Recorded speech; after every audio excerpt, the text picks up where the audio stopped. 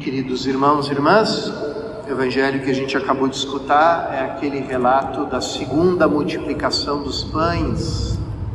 A primeira feita no território de maioria de judeus, a segunda feita no território de maioria dos pagãos.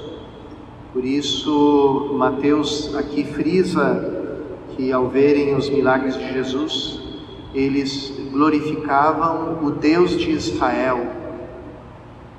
Em Jesus reconheciam a força e a verdade do Deus adorado pelo povo de Israel. Então, como também no relato da primeira multiplicação, Jesus realiza uma obra completa ali com aquela multidão, cura aqueles que estão doentes, ilumina com a sua palavra a todos e sacia com o pão multiplicado a multidão. Isso nos leva naturalmente ao pensamento dos 3 sacramentos da iniciação cristã, que são o batismo, crisma e eucaristia. Com o batismo somos curados, somos lavados, sacramento que nos restitui, que nos tira da condição de escravos, da condição de pessoas que andam longe de Deus, nos coloca na condição de filhos. E depois nós temos o sacramento do crisma, onde nós somos iluminados com o Espírito Santo que é derramado em nós, porque se a gente passa da condição de escravos para a condição de filhos, já não nos serve a vida segundo a lei, porque a lei não foi feita para os filhos, mas para os escravos. E, portanto, a gente passa da condição do Antigo Testamento para a condição do Novo Testamento. Derramado sobre nós o espírito de adoção, nos tornamos filhos no Filho, que é Jesus Cristo. Tudo isso quando o Espírito Santo é derramado sobre nós e nós passamos a pautar a nossa vida, não mais por mandamentos escritos na tábua de pedra, mas naqueles mandamentos que estão dentro do nosso próprio coração, que brotam do nosso desejo, da nossa sede de Deus, nossa alegria em agradar a Deus. É ali no Espírito Santo e debaixo da sua luz que a liberdade e a obediência se encontram e se tornam uma coisa só, porque é na docilidade ao Espírito Santo que habita em nós que nós encontramos toda a plenitude da nossa liberdade, e a liberdade que é a atmosfera no qual o nosso amor respira.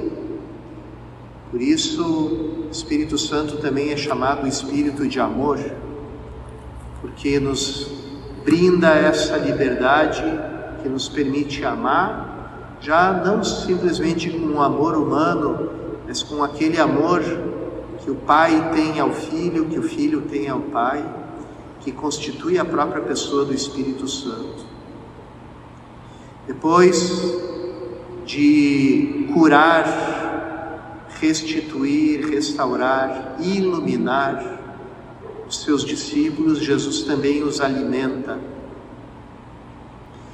E aqui Mateus faz questão de colocar em paralelo essa multiplicação dos pães e a Eucaristia, porque coloca as mesmas palavras, né? Jesus pega os pães, dá graças, partiu, né? E dava aos seus discípulos. Todos os gestos que ele vai repetir na última ceia, quando institui a Eucaristia. E para dar conta de que esse alimento é o alimento abundante, é o alimento que nunca termina, porque a Eucaristia é o alimento da vida eterna, ele faz, né, nesse sinal que antecipa a Eucaristia, uma grande abundância, de modo que todos comem, ficam satisfeitos e ainda sobram 7 cestos com os pedaços que sobraram. Então, aquilo que Jesus faz é sempre marcado por essa abundância própria do amor, porque é próprio do amor ser sobreabundante, ser exagerado, ser excessivo. Quando Jesus transforma a água em vinho nas bodas de Caná, aquelas talhas de pedra ficam cheias com 600 litros de vinho, numa festa que já estava no final. Então, aqui eu sempre faço essa reflexão quando esse evangelho aparece nos casamentos, né? Eu digo, o que aconteceu com todo esse vinho? Quando terminou a festa, né? Porque grande parte desse vinho deve ter sobrado.